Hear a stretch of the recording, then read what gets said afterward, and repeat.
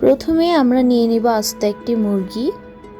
তারপর মুরগিগুলোকে কেটে ভালোভাবে ধুয়ে পরিষ্কার করে পানি ঝরিয়ে নেব। আপনারা দেখেই বুঝতে পারছেন আমি মুরগিগুলোকে ছোট ছোট করে কেটে নিয়েছি। এরপর অ্যাড করব 2 টিস্পুন ভিনেগার। আর যাদের বাসায় ভিনেগার নেই তারা এখানে লেবুর রস ইউজ করতে পারেন। তারপর অ্যাড করব 1 tablespoon oyster sauce. Oyster sauce এইটার স্বাদ বাড়াবে, ম্যান্ডেটরি না দেয়া। 1 tablespoon soya sauce add করব। যেহেতু আমরা এখানে সয়া সস অ্যাড করতেছি, লবণটা আমরা পরে অ্যাড করব। তারপর দিয়ে দিব 1 table spoon tomato ketchup, 1 teaspoon আদা বাটা, 1 টিস্পুন রসুন বাটা, 1 টিস্পুন মরিচের গুঁড়া অ্যাড করব। তারপর অ্যাড করব পরিমাণ মতো গরম মশলা গুঁড়া।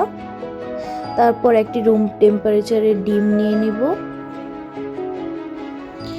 এরপর সবগুলো উপকরণকে ভালোভাবে মিক্স করে নিব।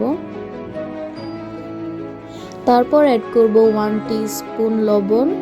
যেহেতু আমরা আগে সয়া সস অ্যাড করেছি তাই লবণ এখানে একটু কম ইউজ করতেছি। এরপর অ্যাড করব 1 টেবিল স্পুন ময়দা। তারপর 1 টেবিল স্পুন কর্নফ্লাওয়ার দিয়ে দিব। সবগুলো উপকরণকে ভালোভাবে হাত দিয়ে মিশিয়ে নেব। ভালোভাবে মিশানো হয়ে গেলে এগুলোকে ঢাকনা দিয়ে ঢেকে 30 মিনিটের জন্য নর্মাল ফ্রিজে রেখে দিব। এরপর একটা কড়াইতে পরিমাণ মতো তেল দিয়ে দিব।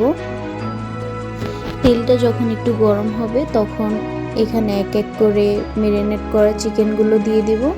অনেকেই চিকেন ফ্রাই বানানোটাকে ঝামেলা মনে করেন, বাট চিকেন ফ্রাই বানানোর অনেক রেসিপি আছে, কিন্তু এই রেসিপিটা একদম ইজি একটা রেসিপি, যে কেউ চাইলেই ঘরে বসে সুস্বাদু এই চিকেন ফ্রাই বানিয়ে নিতে পারেন।